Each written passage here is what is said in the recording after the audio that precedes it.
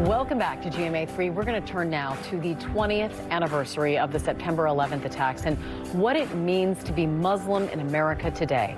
Since 9/11, being Muslim in America has become seemingly more challenging, and although Muslim Americans have responded with resilience, many are faced with new adversity. So today we're going to head to an important conversation with our panel of experts. First, we begin with Executive Director of the Council on American-Islamic Relations, Nihad Awad, Chief Correspondent of PBS NewsHour, Amna Nawaz, and Olympic medalist, entrepreneur, and New York Times best-selling author, Ibtihaj Mohammed. Thank you all for being with us this afternoon. We certainly appreciate it. And Ibtihaj, I want to begin with you because this month is going to mark that 20th anniversary since the September 11th attacks. If you would, could you take us back to that time, being Muslim American during the September 11th attacks and the aftermath of that? I remember where I was on 9/11. I was sitting in AP English. I'm from Maplewood, New Jersey, just a few minutes outside of New York City. And to be honest, I didn't really understand what was going on, but I know that the administrators in my school took the Muslims from their classrooms, and there were very few of us.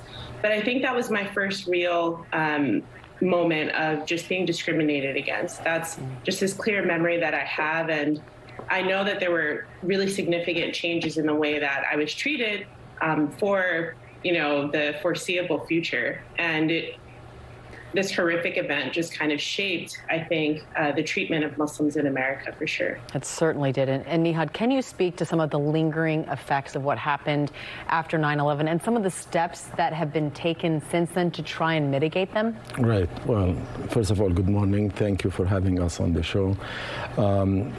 9/11 has been a shared trauma with all Americans, and American Muslims have been doubly pained because of the attacks, and secondly, because of the scapegoating that followed.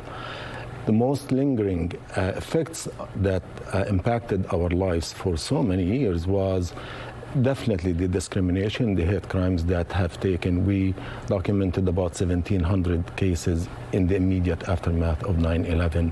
But the most painful memory that we have until now was the attempt by the government to spy on American Muslims without probable cause, on thousands of Muslims, on mosques, on Muslim student organizations here in New York and other places, without any reason, on innocent people.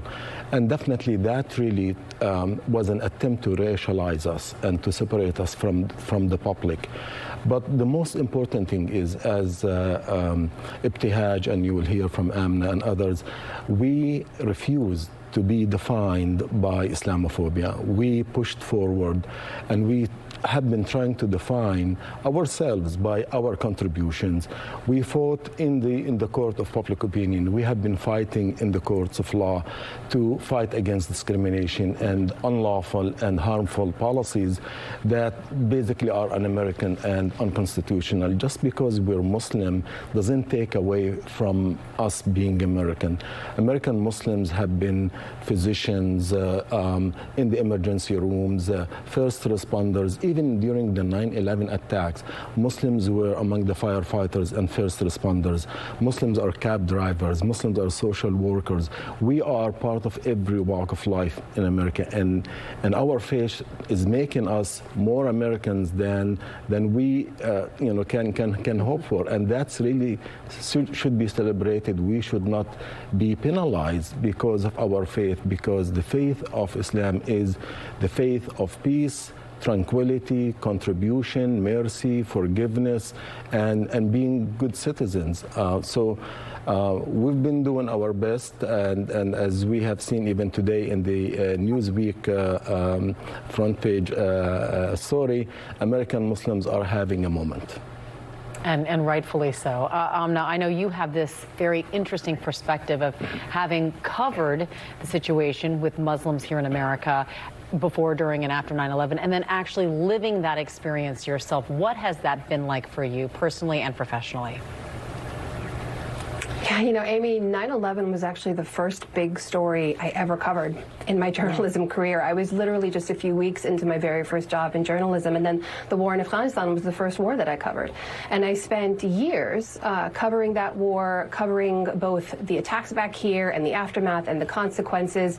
And I was covering all of this in the community and overseas, and then I was living through the consequences of that surge of anti-Muslim sentiment here, and the fear and the suspicion that both Ibtihaj and Nihad has spoken to so well. We've heard from so many people around the community, death threats and comments and all kinds of things in my DMs and my messages online and so on. And rather than turn me away from journalism, what it made me understand was that I had to stay in journalism because, quite frankly, for most of my career, I have been the only or one of the only Muslims in the newsroom. You know, for all the airtime and oxygen and attention given to the faith and to the surge in anti-Muslim sentiment in America and other places, there are still very few people at the table making those decisions about whose voices are elevated and how those stories are covered.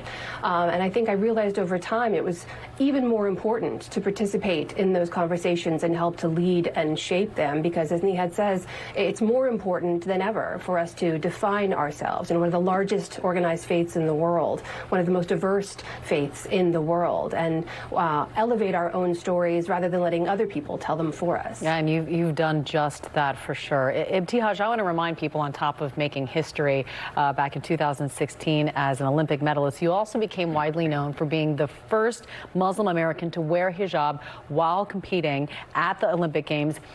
Why was that so important for you? And do you think that was a defining moment, a game-changing moment, if you will? Well, when I qualified for my first Olympic team, it was the height of the 2016 presidential election. And we all remember those days. It was largely charged by this idea of demonizing the Muslim community. And I felt like my journey instantly was just bigger than me. It was an opportunity to reshape the narrative that had been created about the Muslim community that was often dark and negative. We see it every day played out in media. We see it every day played out in Hollywood. And I wanted to show people a different side of my community, one that celebrates us as individuals. I'm American by birth. I am African American. I feel like my people, my ancestors, we built this country and we're a part of the fabric of this nation. And being part of the United States Olympic team was one of the highlights of my life. It was the hardest thing I've ever done in my life, but surely one of the most rewarding. Well, you have done us all proud, and we wish we had more time to continue the conversation because it's such an important one, especially this time of year. Ibtihaj Muhammad, we want to thank you. Nihad Awad, Amna Nawaz, you all had such incredible, important things to talk about for us all to think about. Thank you very much for your time. We appreciate it. All right.